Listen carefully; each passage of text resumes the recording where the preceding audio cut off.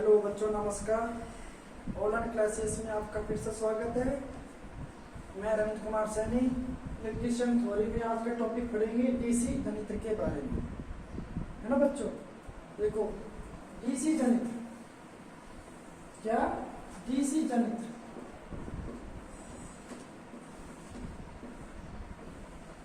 सबसे पहले आता है आविष्कार।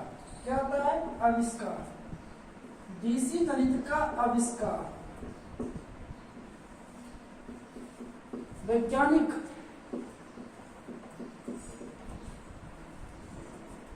माइकल फैराडे ने किया था।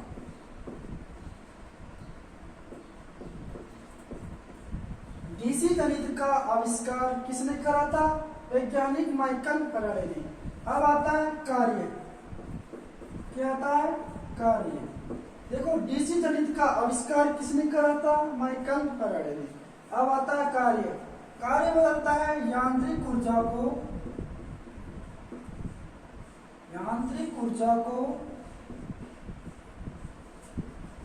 किसमें बदलता है? विद्युत ऊर्जा में। यांत्रिक ऊर्जा को विद्युत ऊर्जा में बदलता है।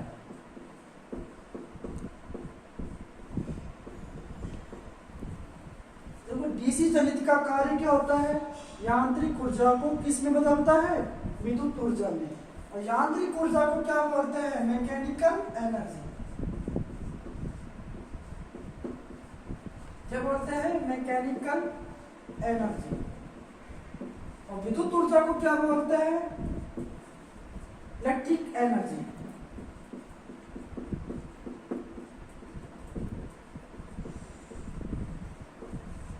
देखो बच्चों, डीसी जनित्र का आविष्कार किसने करा था? माइकल फैराडे ने। कार्य क्या होता है?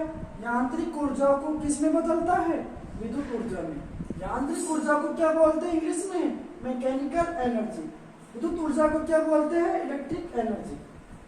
अब आता है, ये तो भैया कार्य हो गया। अब आता है कार्य सिद्धांत। क्या आता है? कार्य सिद्धांत। अब आता है डीसी जनित्र का कार्य सिद्धांत। डीसी जनित्र किस सिद्धांत पे कार्य करता है? डीसी जनित्र हमेशा माइकल फैराडे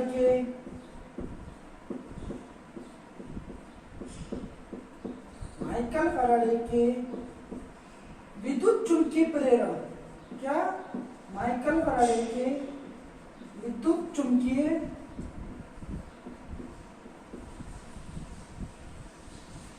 प्रेरण के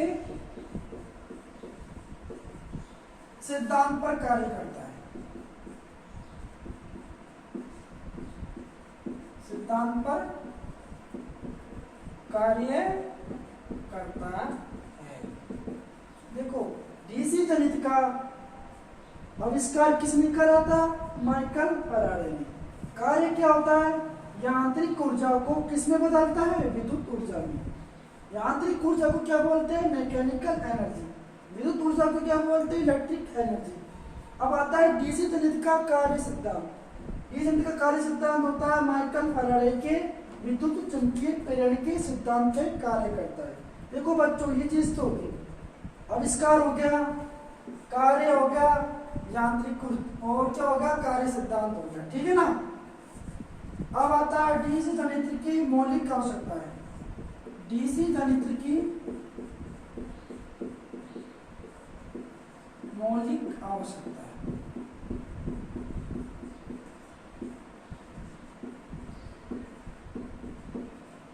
डीसी जनित्र की मौलिक आवश्यकता है। सबसे पहले आता है नंबर 1 पे चालक। क्या आता है? चालक। और नंबर 2 पे आता है चुंबकीय क्षेत्र। और नंबर 3 पे आता है आर्मेचर एवं कम्यूटेटर। कम्यूटेटर को क्या बोलते हैं? दिक् परिवर्तक। क्या बोलते हैं? दिक् परिवर्तक। ठीक है ना बच्चों। अब आता है चौथे नंबर पर आता है कार्बन ब्रुश, क्या आती है? कार्बन ब्रश या ब्रुश भी बोल सकते हो। अब आती है 5वें नंबर पर आती है यांत्रिक ऊर्जा। क्या आती है? यांत्रिक ऊर्जा। ठीक है ना बच्चों? देखो डीसी जनित की मौलिक आवश्यकता है। डीसी जनित को किस चीज की आवश्यकता पड़ती है? चालक की, चुंबकीय क्षेत्र की और आर्मेचर की एवं कम्यूटेटर की एवं कार्बन ब्रश की और यांत्रिक ऊर्जा की। ठीक है ना बच्चों? ये तो भैया डीसी जनित के बेसिक ज्ञान हो गया। ठीक है ना बच्चों?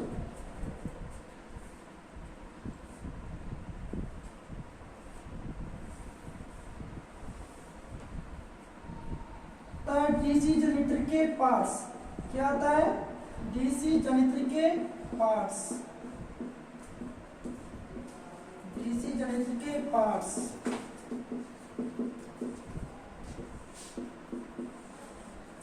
पार्ट्स ऑफ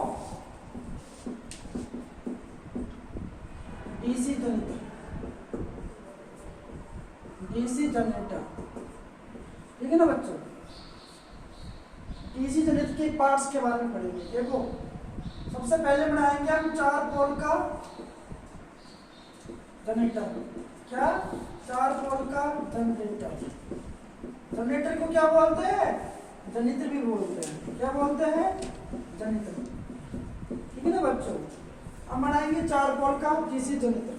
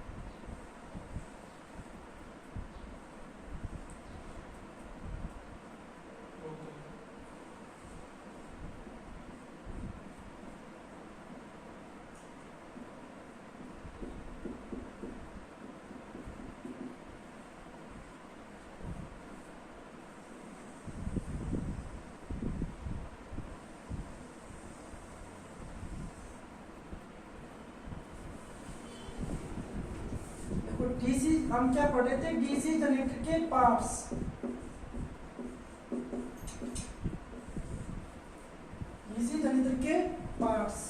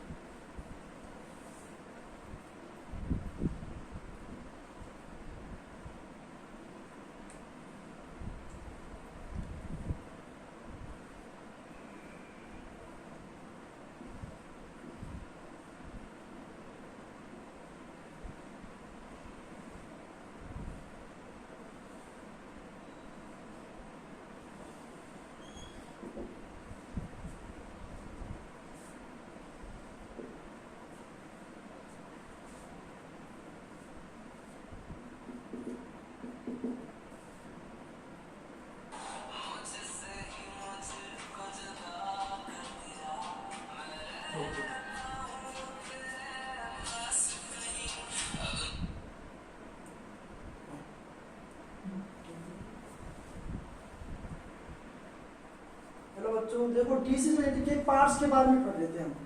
ये होता है 4 पोल का डीसी जनरेटर। देखो ये चीज होती है, ये वाला पार्ट्स होता है, इसी के नाम से जाना जाता है फील्ड वाइंडिंग। और इसको क्या नाम से जानते हैं? इंटरपोल। क्या? इंटरपोल। और ये बाहर का वाला पार्ट्स होता है, इसे बोलते हैं बॉडी, बॉडी या योक या फ्रेम।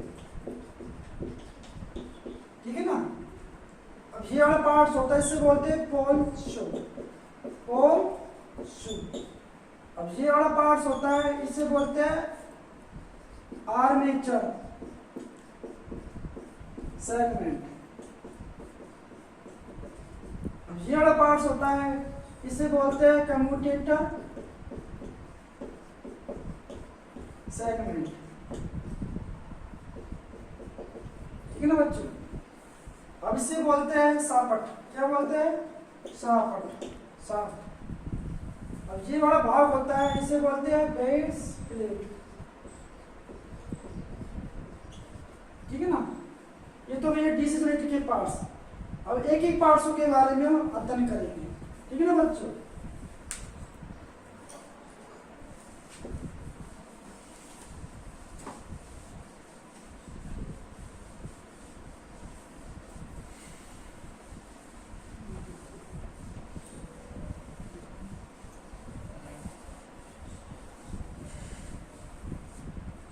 देख नंबर 1 पे आता है बॉडी। क्या आता है? बॉडी। बॉडी क्या बोलते हैं? योक, फ्रेम या कवर। ठीक है ना। देखो डीसी गणित के पार्ट्स के बारे में पढ़ लेते हैं बच्चों। फर्स्ट नंबर पे आता है बॉडी। बॉडी क्या होती है? मशीन का बाय भाग होती है। क्या? बाय भाग होती है, जो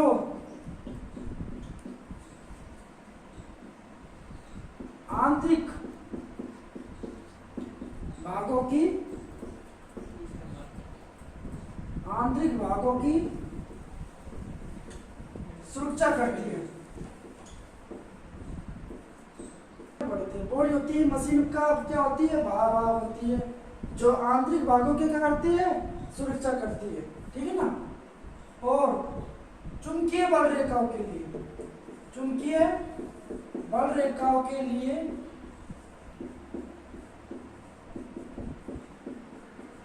पथ प्रदान करती है। पथ को बोलते हैं रास्ता। क्या बोलते हैं? रास्ता प्रदान करती है। देखो बच्चों, हम डीसी गणित के पार्ट्सों के बारे में पढ़ रहे हैं। तो फर्स्ट नंबर पर आता है बॉडी। अब बॉडी का कार्य पूछते हैं। बॉडी का कार्य क्या होता है? मशीन के बाह्य भाग, ये मशीन का बाह्य भाग होती है, जो आंतरिक भागों की करती है? सुरक्षा करती है। और चुंबकीय बल रेखाओं के क्या करती है? पथ प्रदान। ये क्वेश्चन भैया कई बार आ चुका है बॉडी के बारे में। बॉडी के चुंबकीय बल रेखाओं के लिए पथ प्रदान डीसी गणित का कौन सा भाग करता है? बॉडी। क्या करता है? बॉडी। ठीक है ना बच्चों। अब आती है डीसी गणित की बॉडियां। डीसी गणित की बॉडियां किसकी बनी होती है? देखो छोटी मशीन की बॉडी, छोटी मशीन की बॉडी किसकी बनी होती है? Cast iron. किसकी बनी होती है? Cast iron. और बड़ी मशीन की बॉडी,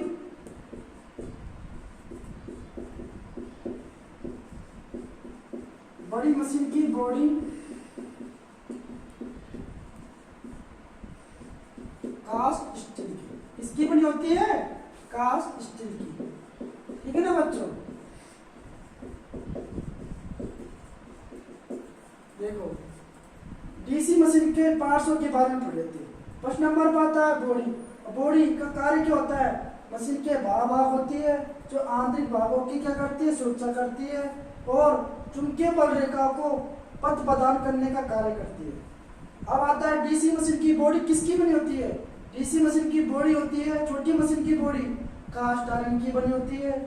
और बड़ी मशीन की बॉडी किसकी बनी होती है? कास्ट स्टील की बनी होती है। ठीक है ना बच्चों। ये तो बॉडी के बारे में हो गया।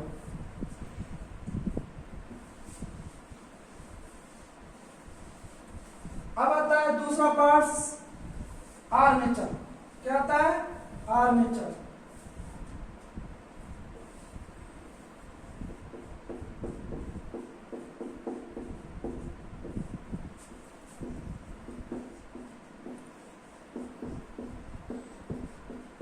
आर्मेचर। देखो आर्मेचर,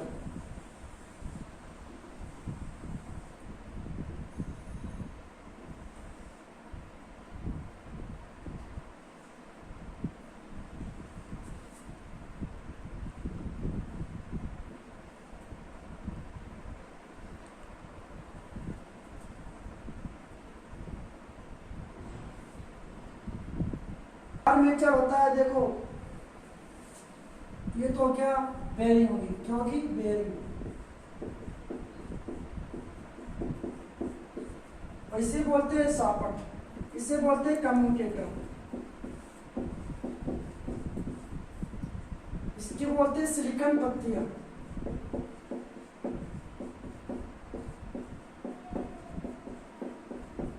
सिलिकॉन पत्तियां, सिलिकॉन पत्तियां कैसे होती है, तिरछेपन में। कैसे होती है, तिरछेपन में।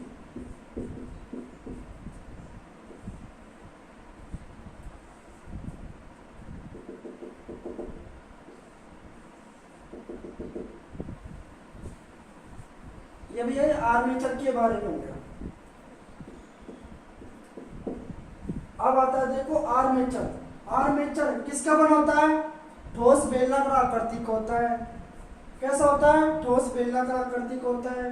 अब आपसे पूछता है आर्मेचर की पत्ती कैसे बनी होती है, तिरछेपन में। मैंने ये बता दिया, डायग्राम बना के आपको बच्चों।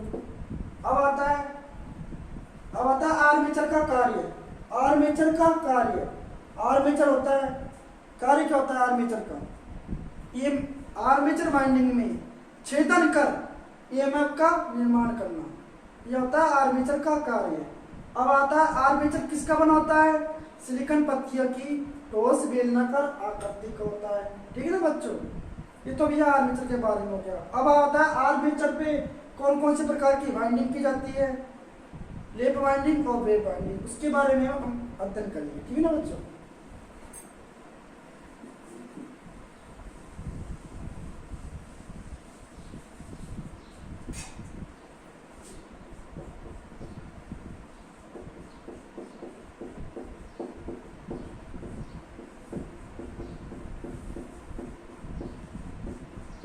देखो आर्मेचर सिलिकॉन पत्तियों का ठोस बेलनाकार आकृति का बना होता है, आकृति का बना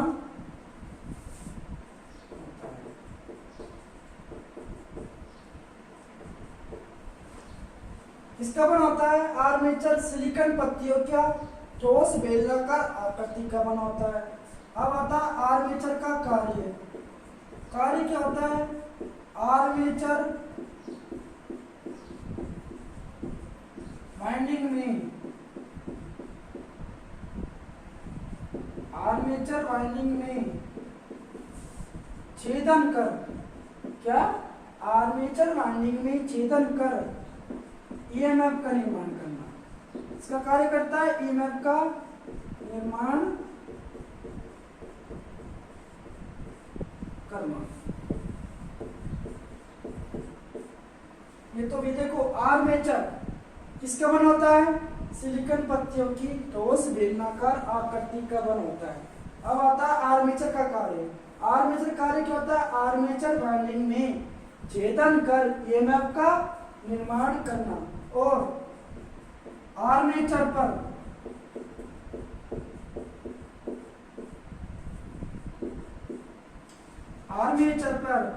जो सिलिकॉन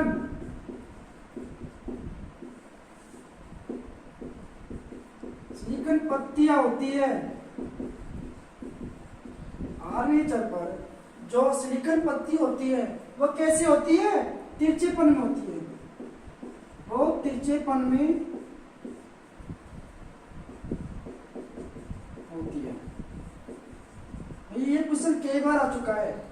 आर्मेचर पर जो सिलिकॉन पत्ती होती है वो कैसेपन में होती है, तिरछेपन में होती है। ठीक है ना बच्चों। अब आता है आर्मेचर का कार्य पूछते हैं। आर्मेचर का कार्य क्या होता है? ईएमएफ का निर्माण करना। ठीक है ना बच्चों।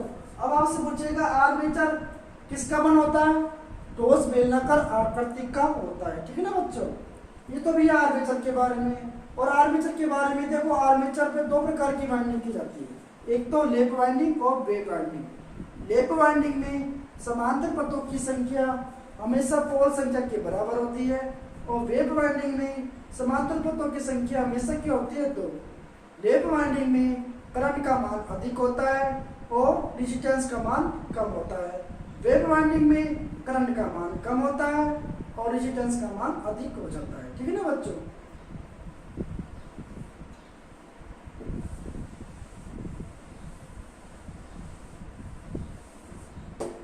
देखो आर्मेचर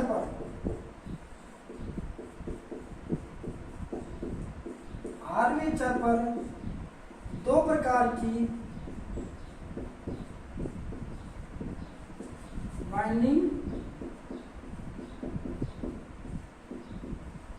की जाती है। फर्स्ट नंबर पर आता है लिप वाइंडिंग, अब दूसरे नंबर पर आती है वेव वाइंडिंग।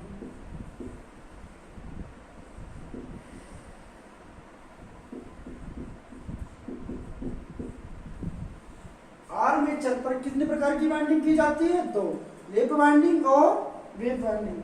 लेप वाइंडिंग में समांतर पथों की संख्या कितनी होती है? समांतर पथों की संख्या हमेशा किसके बराबर होती है? पोल संख्या के बराबर।